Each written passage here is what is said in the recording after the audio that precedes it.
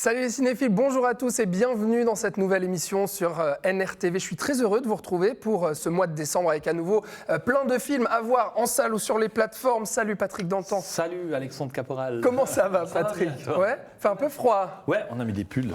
Salut Thibaut Ducret. Salut, moi aussi j'ai sorti la panoplie. Mais un temps à aller au cinéma du coup. Un temps à aller au cinéma, oui, d'autant qu'il va commencer à y avoir des sorties intéressantes. Ah bah très bien, on va voir justement s'il y a des bons films à se mettre sous la dent. Avec le menu qui vient. Et oui, on commence les métaphores avec la nourriture, puisque notre film du mois, c'est The Menu. C'est un thriller gastronomique dans lequel Ralph Fiennes incarne un chef étoilé diabolique qui réserve des plats sanglants à ses convives. Il est à voir au cinéma. Et on part ensuite à l'aventure dans le monde secret d'Avalonia. C'est le nouvel animé de Disney pour Noël, qui est déjà en salle lui aussi. Et puis, on terminera par Broker, drame sur le trafic de bébés abandonnés en Corée du Sud, mais tourné par le japonais Koreeda et qui a valu le prix d'interprétation à Cannes, à son acteur Song Kang-ho. Et ce film est à venir dans les salles le 9 décembre. Et puis bien sûr, les news ciné avec notamment Indiana Jones, je vous en dis pas plus. Et puis l'agenda de Patrick, comme chaque mois, et vos coups de cœur. Mais tout de suite, si vous avez faim, eh bien on passe à table avec notre hors-d'œuvre de l'émission pour commencer. Regardez.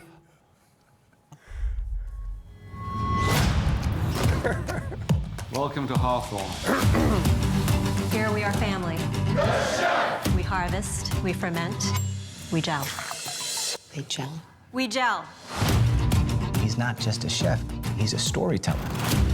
The game is trying to guess what the overarching theme of the entire meal is going to be. You won't know till the end. Who are you? I am Margot. Why do you care? I have to know if you're with us or with them.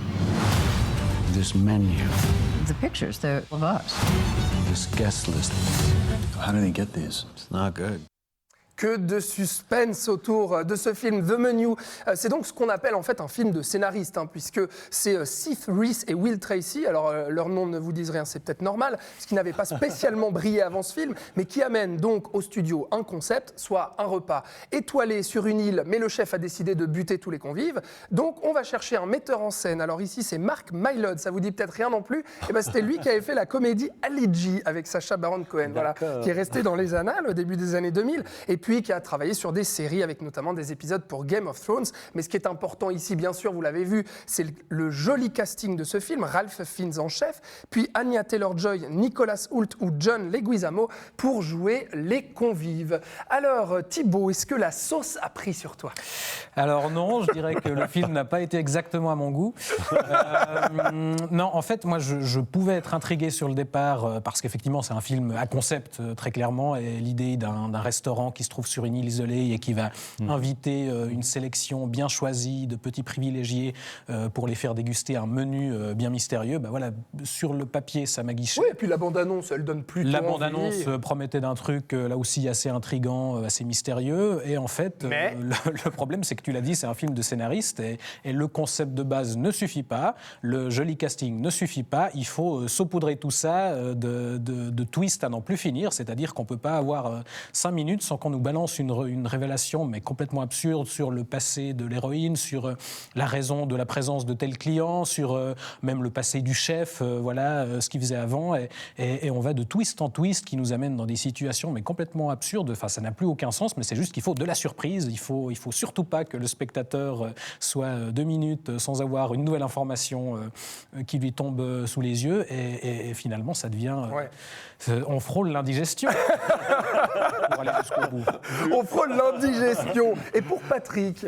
Alors en fait, le film, il est à 2 niveaux. C'est-à-dire que d'un côté, il y a le thriller horrifique qu'on nous promet dans la bande-annonce, qu'on a envie de voir, qu'on se dit, voilà, le concept, comme dit Thibaut, ça peut être un petit peu sympa, intéressant. Mais là original, aussi, qui etc. est tout mou, en fait, ce thriller horrifique. Alors, après, justement, il est un peu tout mou parce que le problème, c'est qu'il y a un autre niveau de lecture, c'est que le film, ça se veut en fait une satire sociale qui va critiquer notre monde, notre rapport à l'art, notre rapport à ce qu'on consomme, nos côtés consommateurs, et puis justement le fonctionnement de nos sociétés, la corruption, ce genre de choses et tout ça. S'attaquer à la bourgeoisie. S'attaquer à la bourgeoisie, à l'argent, etc. Et tout. Et donc le film, il est un petit peu entre deux tables. Ouais. C'est-à-dire que du coup, en même temps, ça veut faire un thriller avec du suspense, mais du coup, il est dilué par le côté satire sociale. Et puis en même temps, la satire sociale, elle n'est pas très subtile. Les personnages pas c'est le cas de le dire, bien écrits. Et du coup, ils sont aussi cette critique sociale qui aurait pu être franche à la limite dans le film, elle est du coup amoindrie par la volonté de faire du thriller avec des effets, des surprises et ce genre de choses-là. Donc on est entre deux choses et puis il n'y a rien qui fonctionne vraiment bien. Non mais surtout, le gros problème, les gars... La crédibilité. Ah bah oui, parce que moi je me suis dit, mais ça va où ce film? Qu'est-ce que ça veut nous raconter? Surtout, y a-t-il un pilote dans l'avion? C'est vraiment ça la question, Thibaut. Oui, mais c'est vraiment du pilotage automatique. Pour filer la métaphore, c'est que, avec ce concept d'écriture où il faut justement complexifier l'intrigue pour faire croire qu'on raconte quelque chose de particulièrement élaboré, mais en fait, tout ça pour, à l'arrivée, et puis même ne pas raconter grand-chose. Et puis même, ne pas raconter grand-chose. Et puis même en termes de forme, Patrick, très honnêtement, moi, je me suis posé la question si j'étais pas devant un mauvais épisode de série télé et un mauvais épisode de Black Mirror, parce qu'on y pense forcément. Ces concepts un peu où les gens se font piéger. C'est unité de lieu, etc. Et tout, donc il n'y a pas beaucoup d'inventivité en termes de forme, ça c'est clair. Et puis après, il y a le problème, comme on disait, de la crédibilité, c'est-à-dire qu'on n'y croit pas, quoi. Les personnages ont des réactions assez particulières, ils sont assez mal écrits, qui fait qu'on n'a pas de profondeur dans les personnages ou d'attachement par rapport aux personnages. Il y a quelque chose qui est très superficiel, alors que ça se veut quand même profond par rapport à un thriller. Ça et c'est jamais dérangeant, parce que ça devrait l'être quand même, la promesse. On a l'impression qu'il va y avoir au moins quelques gouttes de sang. Bon, il y a quand même un peu. Oui, mais c'est quand même un peu léger. Bon, du coup, ce film, The Menu, je l'aurais certainement compris, les téléspectateurs aussi, vous sera resté sur l'estomac, j'ai l'impression. Absolument. Donc on ne va pas voir. Non, revoyez plutôt Ratatouille, qui lui est un film qui donne faim, parce que ce film ne donne absolument pas faim, et qui est bien mieux écrit. Et bien mieux écrit. Tu rejoins Patrick, on ne va pas au cinéma. Je suis vraiment resté entre deux trucs, et puis c'est pas un sentiment agréable forcément en sortant du film. Bon, et bien voilà, on frôle donc l'indigestion pour ce menu. Je pense qu'on a terminé là toutes les allusions proches de la nourriture et tout le champ lexical justement de la gastronomie. Alors je vous propose qu'on parte à l'aventure maintenant, direction le monde mystérieux d'Avalonia. C'est quoi ça? On s'accroche!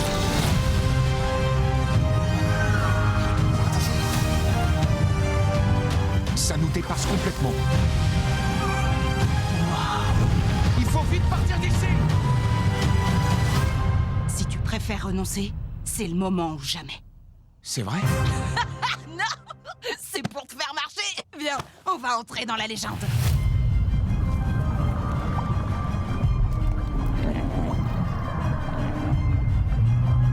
Avalonia, l'étrange voyage. Voilà, l'étrange voyage est surtout un monde mystérieux peuplé de créatures, comme vous l'avez vu, dans lequel on suit les Clades. C'est une famille d'explorateurs légendaires qui cherchent à régler un problème. Leur plante électrique qui leur fournit de l'énergie semble être attaquée à la racine et pourrait mettre en péril leur monde utopique. C'est pour ça qu'ils partent du coup à l'aventure. Alors c'est le nouveau film de Disney Animation, un an après Encanto, et c'est réalisé par Don Hall, qui se retrouve pour la première fois seul sur un projet après avoir co-réalisé les nouveaux héros, Vaiana ou plus récemment Raya et le dernier dragon. Qu'est-ce que ça vaut cet animé de Disney, Patrick? Alors moi, j'ai bien aimé, mais... Ah, d'accord. Bon, j'ai bien aimé parce qu'en fait, j'étais assez surpris par cette histoire-là, en fait, par l'histoire que ça raconte. Il y a des twists, des choses qu'on ne va pas révéler, mais j'ai été assez surpris là. C'est un peu un film qui travaille à fond sur les thématiques actuelles, les problématiques qu'on a dans nos sociétés, des questions qui nous taraudent, des questions d'énergie, de développement durable. Je trouve que c'est le film de Disney sur la décroissance un peu. Et puis ça, c'est assez étonnant et je trouvais ça assez intéressant. Ça nous emmène aussi dans un univers complètement nouveau. Et puis ça, je trouve riche aussi. Riche et nouveau et visuellement assez inventif, etc. Et tout. Donc ça, c'est toutes des choses qui m'ont bien plu dans le film. Il y a un côté très inclusif aussi maintenant qui est présent chez Disney, où il y a des personnages de toute race, de toute sexualité, couleur, oui. etc. Et tout. Donc ça, c'est assez étonnant, cette ouverture aussi. Donc toutes ces choses-là m'ont bien plu. Ce qui marche un peu moins pour moi dans le film, c'est en fait les relations entre les personnages qui sont très simples et très clichés. Je suis d'accord avec toi. On voit un petit peu les relations où ça va aller et ça donne lieu à des scènes où ça discute sur des choses qu'on a déjà entendues 1000 fois et qui font un peu, qui font traîner le récit. Ouais. Et du coup, le rythme pourrait être un petit peu plus animé, on va dire. C'est dommage, effectivement. Je pense que tu partages aussi cet avis, Thibaut. C'est dommage parce qu'effectivement, il y a quand même un univers visuel. Ça fait plaisir de voir une création comme ça originale. Donc, un monde qu'on ne connaît pas. C'est pas une franchise, c'est pas Buzz l'éclair, c'est pas des personnages qu'on connaît et un univers familier.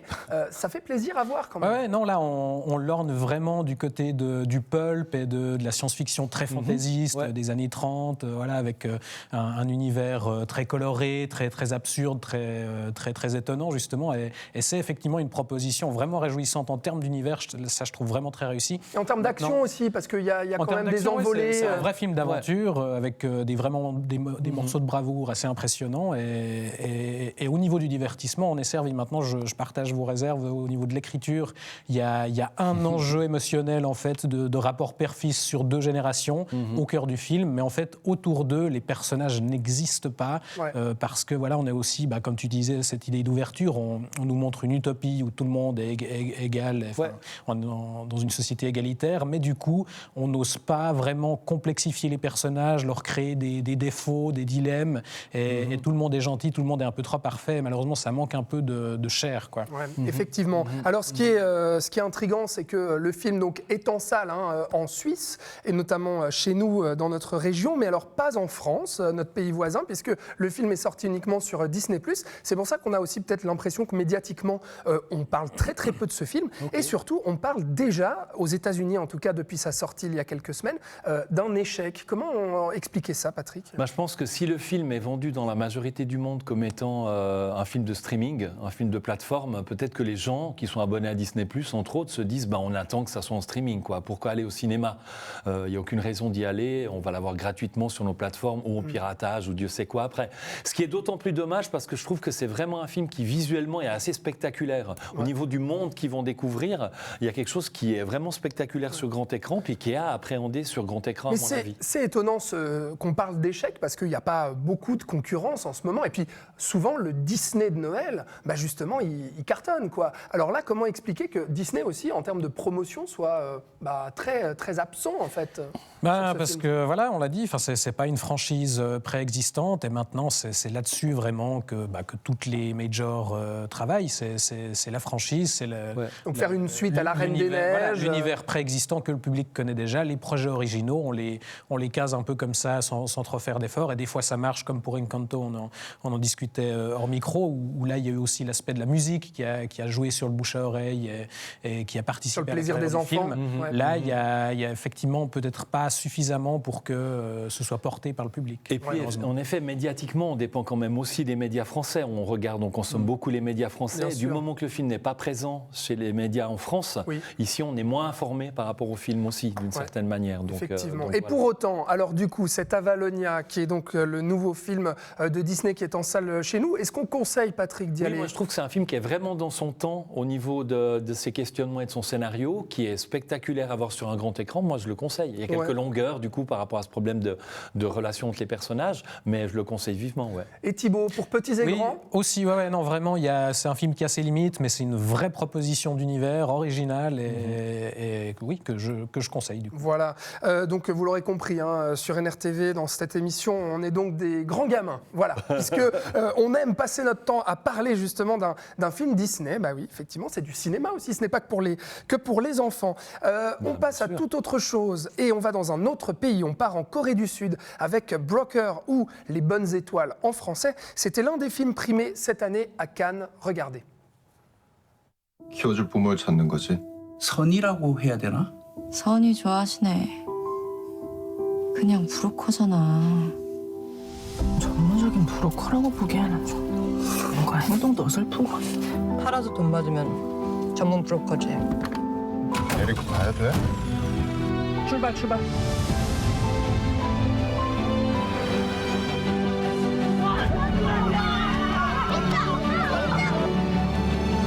반드시 현행범으로 체포할 거니까. 성인 우리 팔아넘기래가 아니야. 그러면 나처럼 살지 않아도 되니까.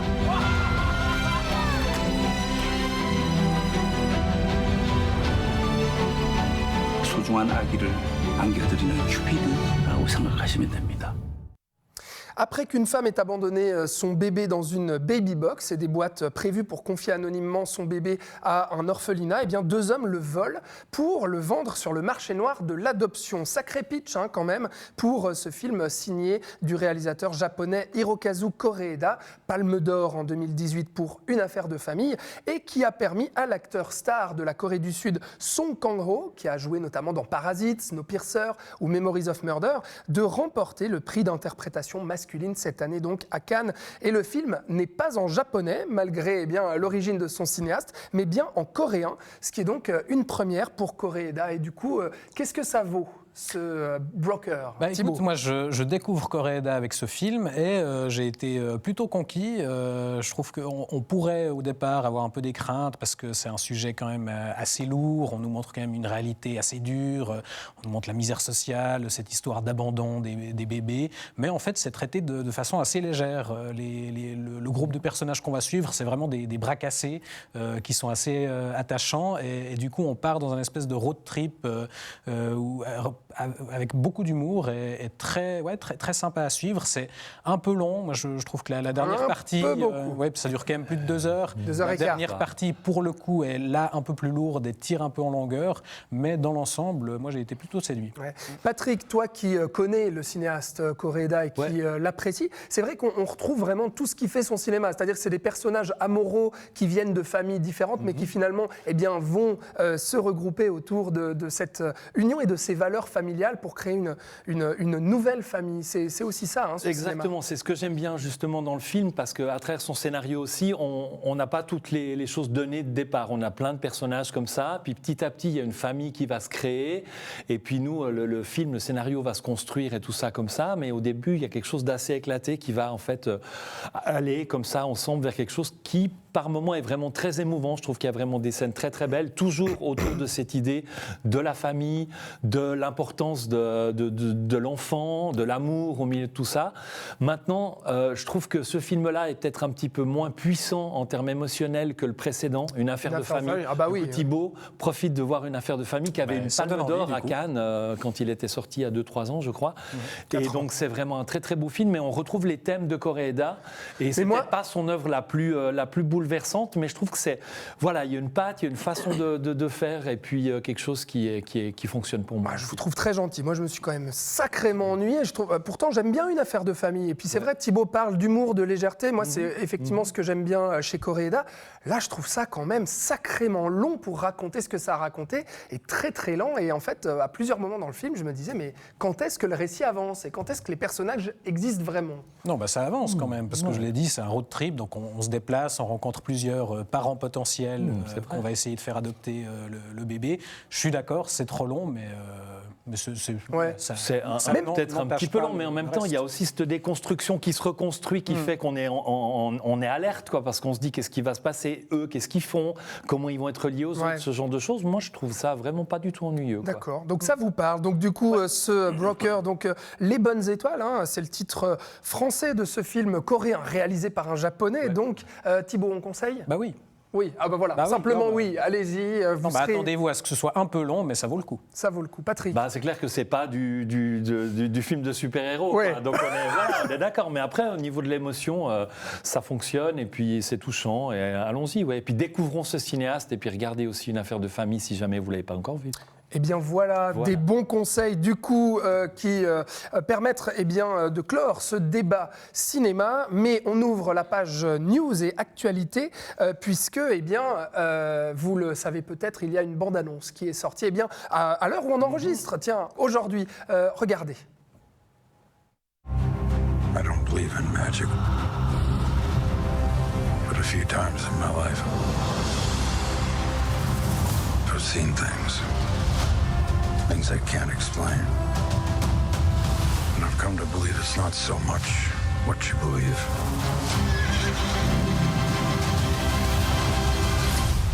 It's how hard you believe it.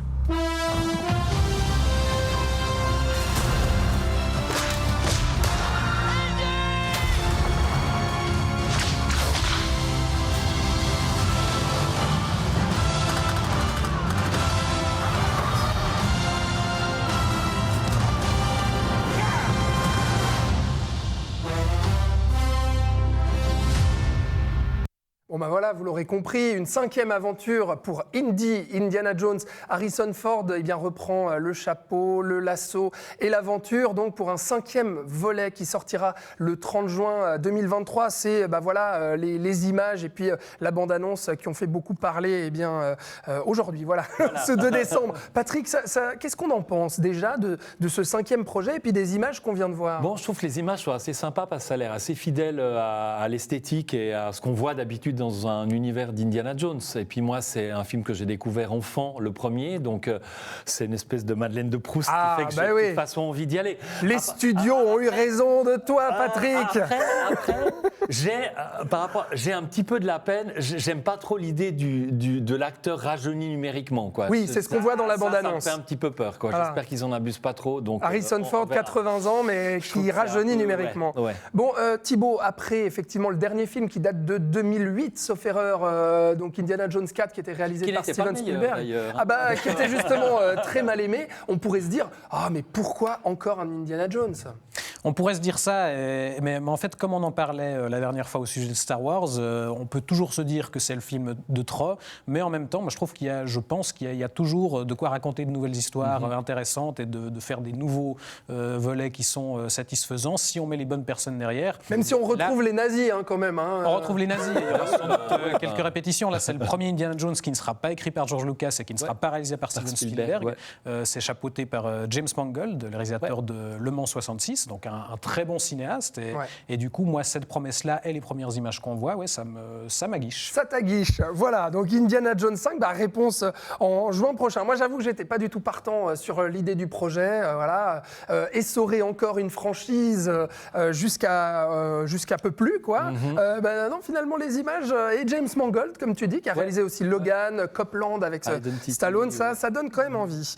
On vous laissera, vous, à la maison, vous faire votre avis sur cette bande-annonce et nous dire en commentaire si vous êtes d'accord avec nous, si ça vous donne aussi envie. Mais l'autre actualité ciné qui a fait aussi beaucoup parler, c'est celle-ci, qui est un peu moins joyeuse. C'est l'acteur Chris Hemsworth, qu'on connaît bien entendu chez Marvel pour son rôle phare de Thor, qui vient d'annoncer qu'il mettait sa carrière d'acteur entre parenthèses, parce qu'il avait été diagnostiqué comme potentiel développeur de la maladie d'Alzheimer, en fait, qui pourrait potentiellement développer la maladie d'Alzheimer. Déjà, qu'est-ce qu'on pense de cette nouvelle, Patrick? Bon, c'est assez étrange parce que ça tombe en même temps où il y a une série un peu documentaire où ils font des choses extrêmes sur Disney+, auquel l'acteur s'est prêté, en fait, et puis il dit qu'il a eu une révélation à ce moment-là sur le fait que tout d'un coup, il fallait profiter de la vie et ce genre de trucs et tout.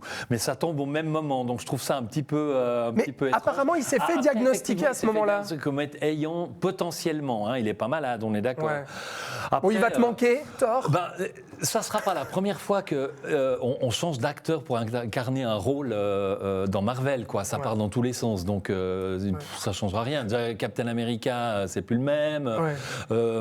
Michael B. Jordan était à la fois l'homme torche dans Les 4 Fantastiques et puis le méchant dans Black Panther Wakanda. Enfin, voilà, donc finalement... mais bon, pourtant, quand même, Thibaut, ça pose question, parce que pour un gros studio comme Disney et Marvel, donc qui comptent beaucoup sur leurs personnages iconiques, sur leurs acteurs, c'est vrai qu'un Chris Hemsworth qui incarne Thor depuis plus d'une dizaine d'années, on peut se dire, est-ce qu'il n'y a pas un risque pour eux? Et j'apporterai une nuance à ce que disait Patrick, c'est que oui, on a changé de personnage, mais on n'a pas changé d'acteur. Enfin, les personnages ont évolué et ont été incarnés par d'autres acteurs, mais en soi, l'incarnation a toujours été le même acteur. Je ne sais pas si c'est clair. Oui, si, c'est clair. La preuve, c'est que Black Panther, Chadwick Boseman, qui est malheureusement décédé, n'a pas été remplacé. On passe le flambeau à la famille, mais Black Panther... Et en sachant qu'il y a encore quelques années, au tout début de l'univers Marvel, justement, au cinéma, les acteurs s'engageaient, signaient des contrats pour 6, 7 films. Là, c'est plus le cas depuis l'année passée, sauf erreur, où c'est plus à si long terme que les acteurs s'engagent. Et je trouve très bien qu'un acteur aussi installé à Hollywood puisse dire, non, maintenant, moi je prends ma pause et du coup effectivement ce sera intéressant de voir ce qu'ils vont faire du personnage de Thor. Pour ne pas risquer sa vie et puis aussi a-t-il déclaré s'occuper davantage de sa famille et de ses enfants. Voilà, donc on verra si Marvel remplace notre cher Thor ou bien s'ils attendent. D'aller faire des trucs Marvel, voilà. De sa famille et de ses enfants. Ben oui. Voilà. Non mais parce qu'on l'a beaucoup vu, Chris Hemsworth aussi ces derniers temps, pas que dans les Marvel, mais il a été très très très présent dans des gros blockbusters. Ouais. Enfin voilà pour les news. Patrick, tu es prêt ? Oui. On passe à ton agenda. Voilà ce qui se passe dans le District de Nyon, les événements cinéma de ce mois de décembre, à commencer par une avant-première pour les familles de Ernest et Célestine Voyage en Charabie. Oui, c'est un charmant dessin animé qui a adapté des livres illustrés qui sont si touchants. Donc ça sera le 11 décembre à 15h30 au cinéma Capitole à Nyon et les 10 et 11 décembre à 14h au cinéma Odéon à Morges. Et on a le film La femme du Fossoyeur qui sera projeté dans le cadre du Ciné-Club à Nyon, au cinéma Capitole le 12 décembre à 20h15. Qu'est-ce que c'est La femme du Fossoyeur ? C'est une projection importante parce que c'est un film somalien et puis que le cinéma africain est certainement pas assez représenté à l'affiche sous nos contrées, on va dire comme ça. La séance, elle va être suivie d'une discussion en présence d'un membre du Festival Cinéma d'Afrique. C'est un festival qui a lieu chaque année au mois d'août à Lausanne. Et puis on rappelle que les séances du Ciné-Club sont ouvertes à tout le monde. C'est un film qui a beaucoup tourné dans les festivals et qui est vraiment une belle découverte à faire. Et tu nous parles aussi du film Bang qui est au cinéma Rex à Aubonne. Mais qu'est-ce que c'est ? Bah oui. Qu'est-ce que c'est Bang ? Alors, c'est un film indépendant d'un réalisateur lausannois qui s'appelle Richard Zottiori. C'est une curiosité en noir et blanc produite à Lausanne, tournée avec des acteurs lausannois. Ça nous raconte un peu l'émancipation d'un employé de poste qui rêve de vivre comme dans un film, en même temps dans une déclaration d'amour au cinéma, puis en même temps dans un univers sympa, ludique, qui déconne un petit peu. Et puis la projection a lieu dans le cadre des projections Passe ton film. Ça donne la possibilité aux gens d'occuper le cinéma Rex à Aubonne en proposant le film de leur choix. Et puis ça sera le mardi 13 décembre à 20h30 en présence du réalisateur et sans doute de certains acteurs lausannois. Voilà, donc film local. Ouais, voilà. Et puis je pense qu'il n'y a pas beaucoup de projections, donc ça c'est unique. Donc, à profiter, effectivement. On reste toujours au cinéma Rex à Aubonne avec une projection d'un autre film d'animation de Michel Oslo qui s'appelle Le Pharaon, le Sauvage et la Princesse. C'est le 17 décembre à 14h30 à l'occasion de la venue du Père Noël à Aubonne. Donc il y a une séance qui a donc lieu au cinéma, puis qui est suivie de toute une flopée d'animations qui auront lieu, elles, au château à Aubonne. Et puis la séance, elle est offerte à la population, donc il faut en profiter pour voir un joli film d'animation en plus, par et surtout un bon réalisateur. Et voir le Père Noël, voilà, Thibaut se réjouit. Surtout pour voir le Père Noël, c'est pas le cinéma. Justement, puisque tu es un grand enfant, mon ami, eh bien, tu vas nous parler de ton coup de cœur. Patrick, qui était dans l'agenda, voilà, qui était dans l'agenda. Connecté. Ernest et Célestine Voyage en Charabie, donc, qui sort en salle le 14 décembre. Pourquoi c'est ton coup de cœur ? Parce que c'est ce que ma grand-maman appellerait un très joli film. Non, effectivement, tu l'as dit, il y avait déjà eu une adaptation de cette série de livres illustrés il y a quelques années, et déjà une très chouette adaptation avec un doublage par Lambert Wilson qui doublait l'ours Ernest. Ouais. Et là, il revient sur ce deuxième film. Là, c'est la suite, et ce coup-ci, on va aller justement en Charabie, qui est le pays d'origine d'Ernest, des ours, et on est dans un univers un peu absurde comme ça, puisqu'ils ont banni la musique, et donc il y aura tout un propos sur l'art, justement, sur la musique, et avec toujours une animation façon aquarelle, très belle à voir, et une très chouette histoire. Et donc voilà, si vous cherchez un film d'animation pour la période de Noël, c'est la sortie. Voilà, Ernest et Célestine, donc pour les familles. Et puis on passe à ton coup de cœur, à toi, Patrick. Mais rendez-vous avec Léo Grande, qui vient de sortir au cinéma. Qu'est-ce que c'est que cette histoire ? Ouais, donc on fait un grand écart parce que c'est pas pour les enfants. Du coup. Voilà. Non, Léo Grande, en fait, c'est un film qui nous raconte l'histoire d'une professeure qui est à la retraite et puis qui, du coup, a perdu son mari et qui décide de se payer les services d'un jeune homme parce qu'elle a toujours connu que l'amour avec son mari. Elle décide de se payer les services d'un escort boy pour vivre et connaître autre chose dans sa vie. Donc le film, il va se passer principalement dans une chambre et on va suivre plusieurs rendez-vous entre ces deux personnages. C'est un film qui est très chouette, déjà par rapport au casting, parce qu'il y a Emma Thompson et puis Elle est vraiment incroyable dans le film. C'est une très grande actrice et elle trouve certainement un des meilleurs rôles dans ce film-là. Mais le film est une comédie, hein? Le film est une comédie, ouais. C'est pas du tout un film hot. Hein, donc c'est une comédie. C'est pas 50 nuances degrés. En même temps, c'est une comédie qui s'est touchante de temps en temps. C'est vachement mieux que 50 nuances degrés. Voilà. Et puis, c'est une comédie aussi qui est très franche dans la façon de dire les choses, mais qui en même temps n'est jamais vulgaire, jamais lourde, et qui permet vraiment de créer une belle histoire avec aussi quelque chose d'assumé sur le fait de vivre une sexualité. Voilà, c'est quelque chose qui est normal et puis qui est très très bien dans le film. Mais rendez-vous avec Léo Grandet, donc, qui vient de sortir au cinéma. Et on termine cette émission par mon coup de cœur. Je fais un petit peu de teasing pour notre prochaine émission. J'avais envie vraiment de vous dire, mais allez voir Pinocchio de Guillermo del Toro. Voilà, ce merveilleux film d'animation. Ça fait je sais pas combien de temps qu'il nous gonfle avec ce Pinocchio. Mais oui, déjà, mais parce que c'est super. Je l'ai pas encore vu, je l'ai pas encore vu. Voilà, parce que c'est super. Effectivement, il n'y a que moi qui l'ai vu pour l'instant. C'est sorti, donc c'est en salle déjà, je crois, dans quelques cinémas dans la région, et c'est à voir sur Netflix parce que c'est sorti ce 2 décembre sur Netflix. C'est une magnifique relecture de ce conte Pinocchio par Guillermo del Toro. On en parlera avec Patrick, avec Thibaut. J'ai hâte de connaître vos avis sur ce film que personnellement j'adore. Et donc on se donne déjà rendez-vous pour la prochaine émission cinéma. On se voit juste avant Noël parce qu'on parlera bien entendu de ce Pinocchio, mais surtout de... Avatar 2, La Voix de l'eau. Voilà, le film peut-être le plus attendu de l'année, en tout cas pour Thibaut. Ou des 10 dernières années, je ne sais pas. Ouais, c'est ça, ou de la dernière décennie. Bref, merci beaucoup Patrick. Je t'en prie, merci. Et merci Thibaut. Merci à toi. Alors on se retrouve dans à peine 2-3 semaines, voilà, juste avant les fêtes de Noël, pour parler à nouveau cinéma sur NRTV. Merci de nous avoir suivis. Laissez vos commentaires bien entendu sous cette vidéo, nous dire ce que vous avez aimé ou non comme film dont on vient de vous parler. Je vous souhaite un beau mois de cinéma, une bonne suite de programmes sur NRTV. Ciao!